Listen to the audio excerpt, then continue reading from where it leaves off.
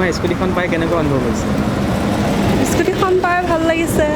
চৰকাৰৰ পৰা এনেকুৱা হাই ছেকেণ্ডেৰী পাছ কৰি এখন স্কুটি পাইছোঁ, এইটো এটা গৌৰৱৰ কথা হয়।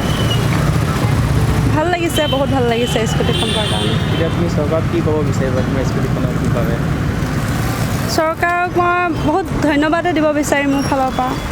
এনেকৈ সকলোকে দিয়ক, ল'ৰাখিনিও যাতে কিবা এটা ব্যৱস্থা কৰে। ভালেই হৈছে সুবিধাটো, যিহেতু মই দূৰৰ পৰা আহোঁ 12-13 কিলোমিটাৰ। এতিয়া স্কুটিখন যিহেতু পাইছোঁ, এতিয়া সময়মতে ক্লাছত মানে উপস্থিত থাকিব পাৰিছোঁ। আগতে গাড়ীৰ কাৰণে ৰ'ব লাগে, তাৰ বাবে দেৰি হৈ যায়, কেতিয়াবা ক্লাছ নাপাওঁ। এতিয়া চৰকাৰে মানে স্কুটিখন দি ভালেই কৰিছে, আৰু যিহেতু দূৰৰ পৰা অহাখিনিৰ কাৰণে সুবিধা হয়, তাৰ বাবে চৰকাৰক মোৰ ফালৰ পৰা ধন্যবাদ জনাইছোঁ। নমস্কাৰ, মোৰ নাম টুটুমণি বৰদলৈ। মই বৰ্তমান মৰিগাঁও কলেজত অন্তৰ্ভুক্ত হৈ আছোঁ।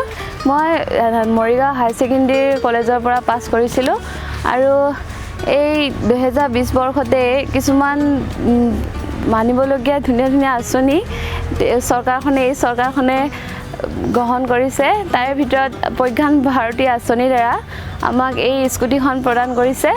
সেইবাবে এই চৰকাৰখনক যাতে আৰু আকৌ নতুন কিছুমান আঁচনি গ্ৰহণ কৰি থাকে, সেইবাবে অশেষ ধন্যবাদ জনালোঁ।